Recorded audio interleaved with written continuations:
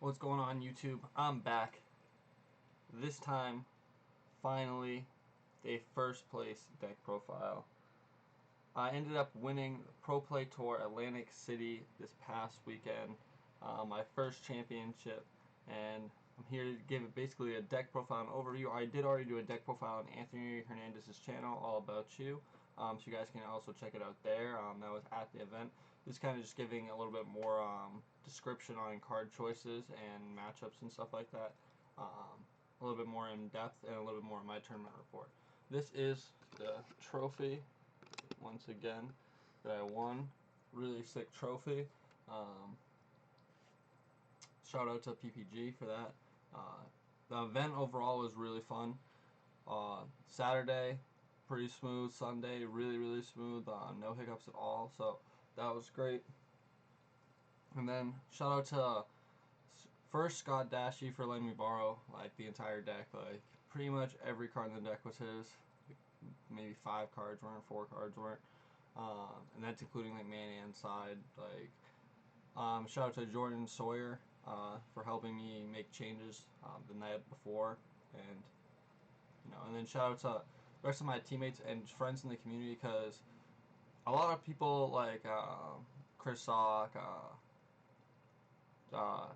Alejandro Mena, Goodwin, a bunch of other people on my team, T4T, or past members of T4T that have left, other friends in the community, they all told me that I would win an event, and it was kind of like, yeah, people just, being nice, but, they actually believed in me when every time I top, it's kind of just like, when am I going to lose in top? Like, how far am I going to make it? Because, like, I haven't won before, so it's kind of like a new feeling.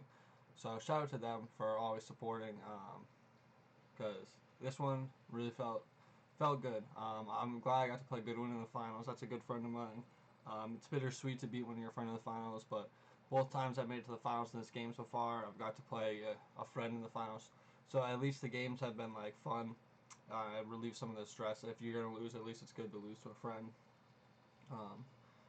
From there, I'm just gonna get right into the deck. So the pseudo combos, Cell, Goku, those are pretty self-explanatory.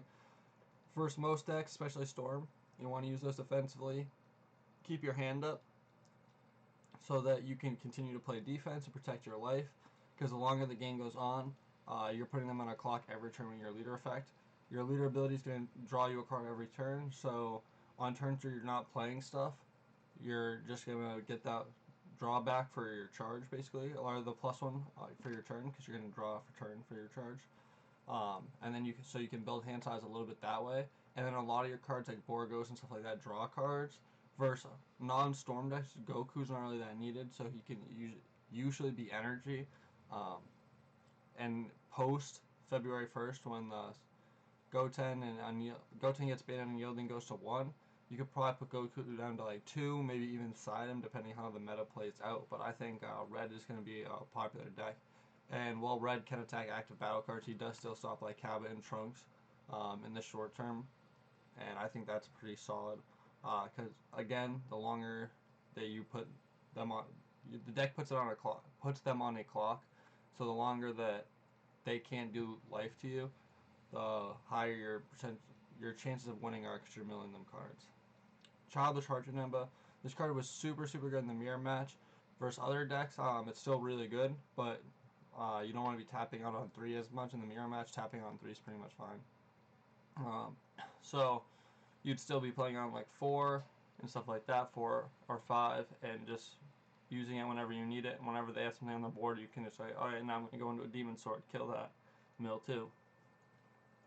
So I really like that aspect. Or if they were tapped, if they were playing blue and they had 200, I just wouldn't swing with stuff because I didn't want to get my Fuba. But if they weren't playing blue, or they didn't have like the energy from a Fuba, I could swing with my crit Janembas freely, which was really nice too. And then maybe in the mirror match, or not maybe, in the mirror match I'd want 4 Childish Heart. And other than that, I think 3 Childish Heart is fine. So overall, I'd probably main deck 3, because I don't think that like Janemba is going to be the whole meta. I don't think it's going to be like a deck that you're going to be like playing against 4 rounds in a Swiss event or something. 2 adult costs. I want an alternate win condition. I definitely should have played Champa as well.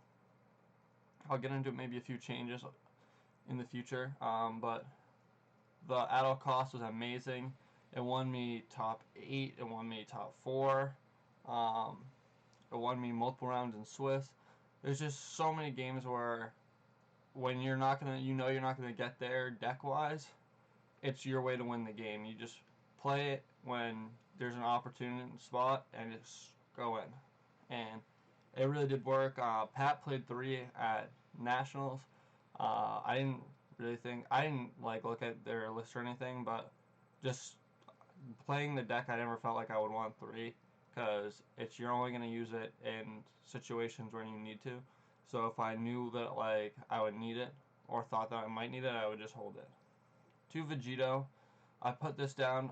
Dash was playing 4 originally. This was pre Clash of Fates, so the new Vegeta and stuff wasn't out. But he was playing 4. Jordan and Sawyer were just not really that big of fans of the card, so they said to cut it. I cut it down to 2, and it did help in certain situations when I did play it. A lot of the times it was a 5k or energy, which is fine, but I like the 2 copies. For now, I'd probably keep them in, but in the future they could change depending on how like the deck turns out. 4 Demon Sword, this card's like the main Janemba. This card's amazing. Warp removal, so not even like for Shenron, you can get rid of their Vegeta or their Shenron, mainly their Shenron, and just get rid of the crit factor, so they would have to have 2 Shenrons.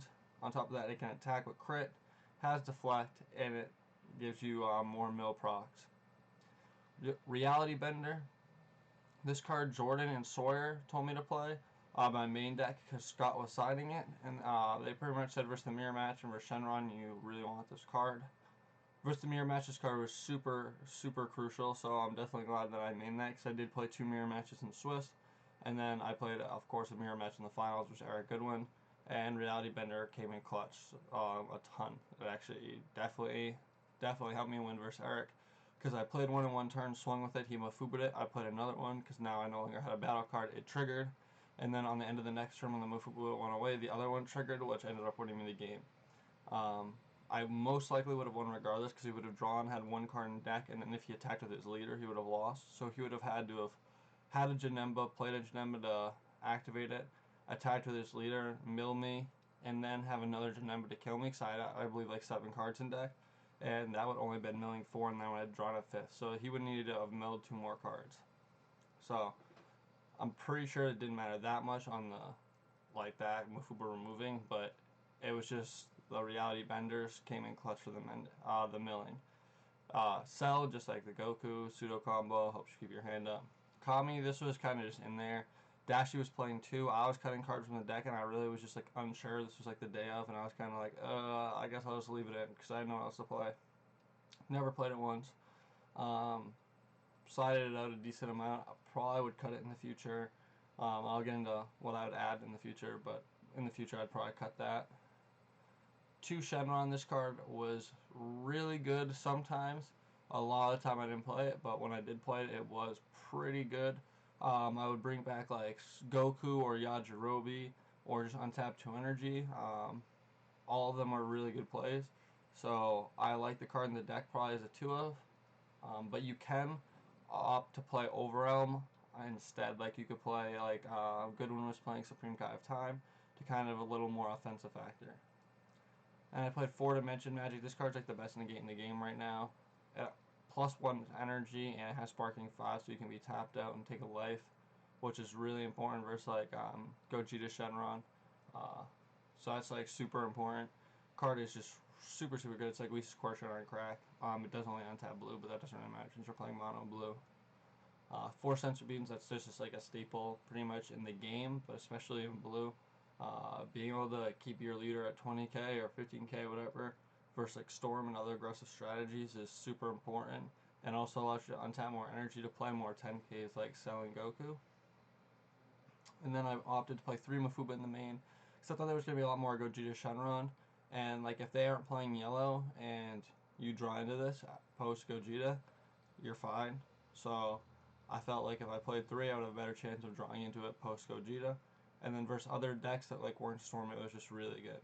They put in a lot of work, like especially versus like Justin Rio. So I was like, used them on his Ape, Bardock Ape Select. He was playing the Broly, like, it is like kind of like a Stormy deck, but just like Broly yellow swap package aggro. For the side deck, I played 2 Pilaf. This is pretty much against Shenron. It's really the only. I did side it actually versus Rios as well. It did help versus Rios negating double strike, but most of the time it was versus Shenron. Or the mirror match. I did side in the mirror match in Swiss. I forgot to in Top Cut. Cause I'm just, I don't know. I blinked my mind, but just to negate crit if needed. It's better than like Borgos or Kami or Goku that are completely useless. So just to have them. We Course, and I sided this in a lot. Versus any deck where Mafuba wasn't that great, I put it in. Versus aggro decks, I put it in. Versus just a lot of things I put it in. I just really liked having a ton of negates. A 4th Yajirobe. This card was super good. I don't even think I talked about Yajirobe. Anyway, Yajirobe was super good versus Buhan, the Buu Shenron decks. Not Buhan. I played 2 Buu Shenron decks. This card put in a lot of work versus that. Also was great versus Francis, who was playing Pan. And versus like Shenron Gogeta, if you play this out, it forces them to spend a turn playing at all costs to kill it.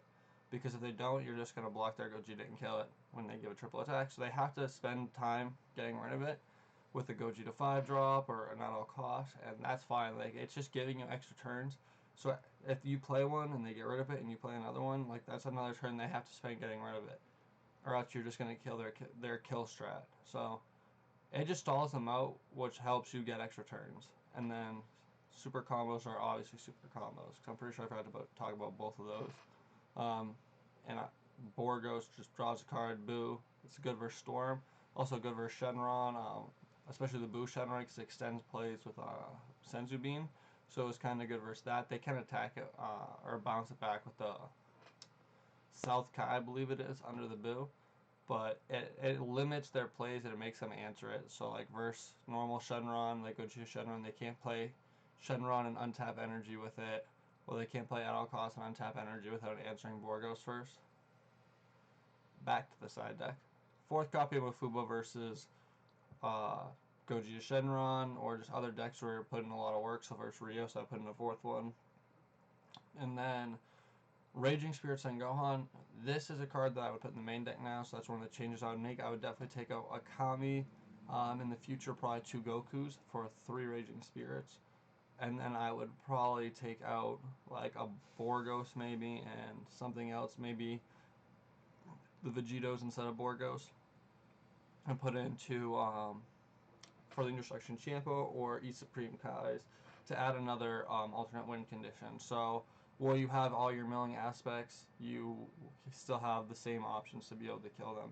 You could even cut a Yajirobe, play 2 Yajirobe. There's a lot of flexibility with the deck on the counts and card choice. It's just the main cards pretty much are going to stay the same. The defensive negates, the Janemba package, the pseudo combos, the super combos, those are obviously going to stay. 2 Dende versus Gogeta Shenron. I did kind of make a misplay versus Eon Hill just playing it. And he just played Crisis Crusher and killing him. The reason I did that is I just assumed he would not objection on turn 2, assuming that I sided in Dende because he looked at my deck list. So I assumed he knew I have Dende. He's not going to objection until the last turn, like turn 3 or 4, and then do a playoff hit. So at that point, Dende is not that great because you have to play it for 1 to use 2 energy and pop their energy. And yeah, you're putting them back a turn, which is good, but it's not doing as much.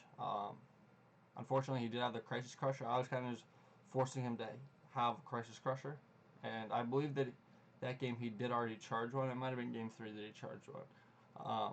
But one game he charged one, he had the other. So I was just like, okay, you have it, you have it. Cronulla, I never sided in once. That was versus Broly decks played Shugesh. Rios didn't play Shugesh. He played the Goku Tor super combo one. The one him with the Statue of Liberty in the background that you can search off Planet Vegeta. So Cronulla never came in, but it was just there just in case. And then 2 Haru Haru. I only played against Rios, was the only yellow or green leader I played against, and I put them in after game 1. And then I never saw them that game anyway, but then I took them back out because I realized he was playing. I didn't like just it was kind of just like an epiphany. I'm like, wait, he's playing Bloodlust. I don't want to ever play this card and get it Bloodlusted because that would really suck. So I'm just gonna take it out and just eliminate that risk because I didn't want it to happen. So I just put in. I believe that's when I put in Peel Off. I might have already put in Peel Off. Or I think I just put the cards in that I actually took out Horror Horror for. Just I put them back in because I rather have had the blue cards, whatever they were, in my deck. And then matchup wise, it's kind of like little breakdown. I don't have too much playtesting with the deck. I never really used it before the event ever.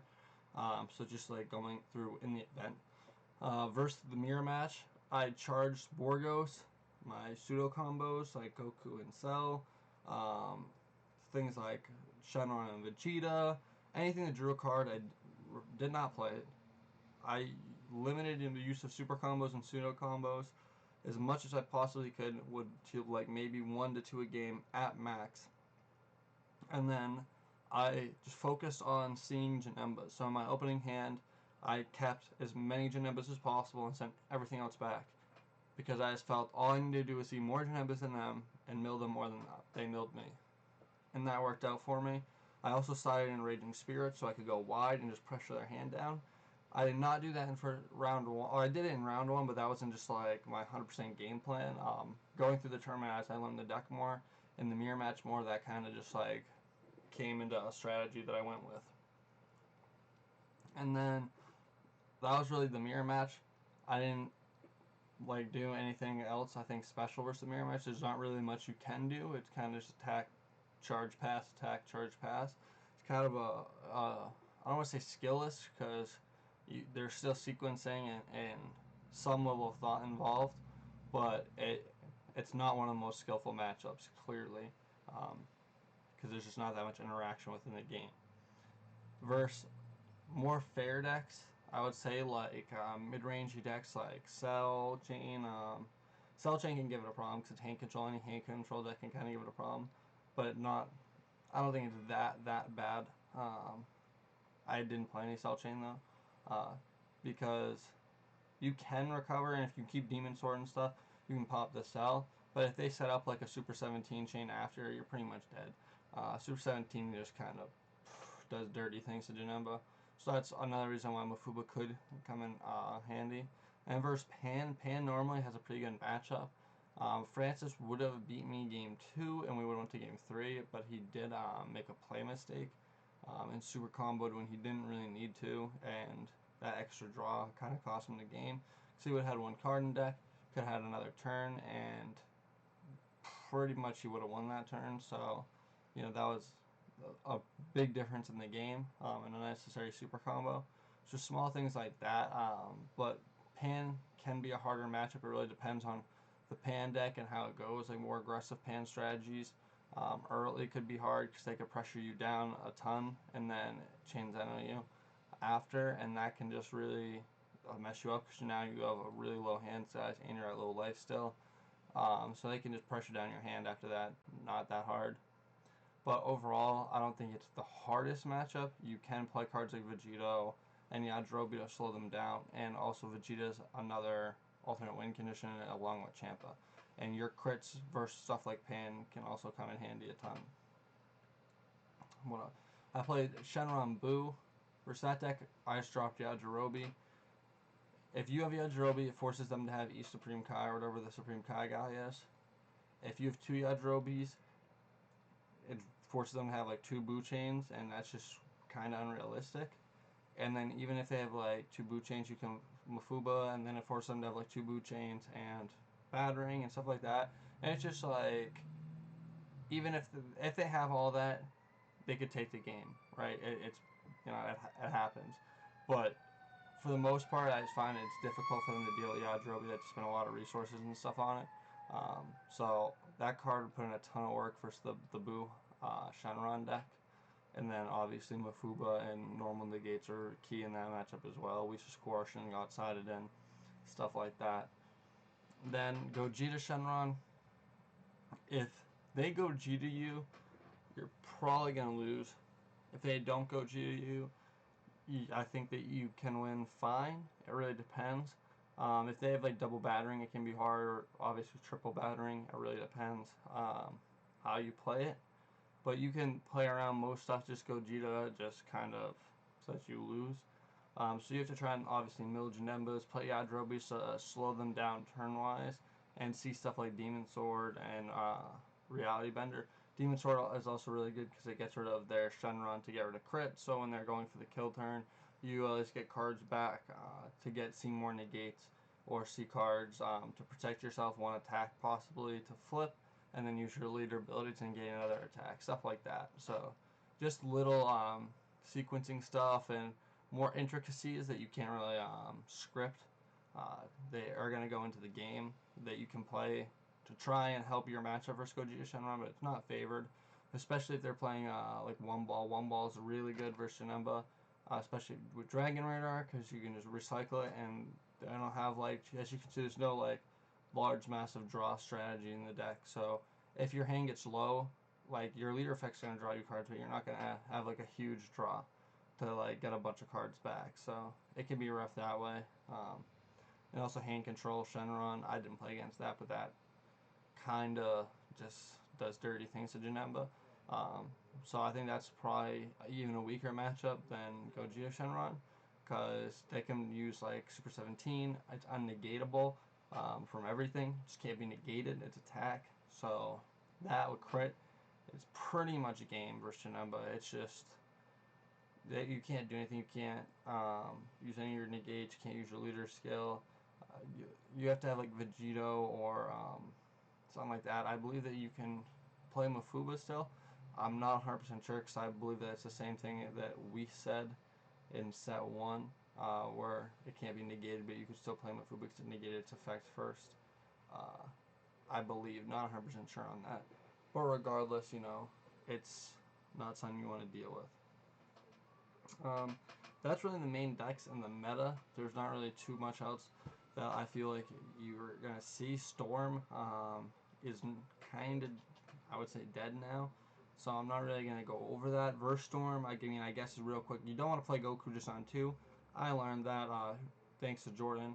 You just want to keep your energy open, so to survive no matter what. If you have 3 energy, you can play Goku, because then you can have Beam, Dimension Magic, stuff like that. But you don't want to tap out for stuff, because they can kill you. You tap out on 2 for a Goku, and they play Frieza, kill a Goku, you're dead. Like, they're going to put in a ton of work on you while you're tapped out and that Goku's dead. And after that, it's just too hard to recover, because if you're at like 3 life, you're not going to be able to stall the game out long enough without taking any, like, if you got a 2 life, you can't negate every attack. And if they go in with anything, they can put a champ on it and shotgun you to death. So you really got to like be careful versus stuff like that. Well, and that Storm is obviously one of the easier matchups for the deck, just because you have so much defensive tools, and they also do draw a ton. So they're helping you by drawing a ton. So the game doesn't even have to last nearly as long, because they're drawing so many cards that they're doing like half your job for you. If there's any other questions about the deck, possible changes, matchups, or anything, you guys can leave them in the comments, and I will be glad to answer them. I will also be live streaming tonight. The Twitch link will be in the description for that. I will be playing Octagon or Untap, either one, whatever, just interacting, answering questions, playing, and hopefully streaming, some weekdays in the future from now on, along with turning some of that into content and recording more games, because just doing deck profiles and stuff, I don't make that many decks, I'm being honest. If I do make decks, they're usually more casual decks. Until I'm going to a tournament, I don't really focus on like the highest level decks. I kind of just make decks on DBS decks for fun when I'm bored, and I don't really play the game as much to like even play test with those decks. So it's more of just like a hobby to make decks. So I mean, if you guys want to see more casual decks and not as much competitive decks, I can upload content on that. But for the most part, my channel would normally be catered towards more competitive decks, more competitive gameplay, and stuff like that, as a competitive player. So until next time, peace.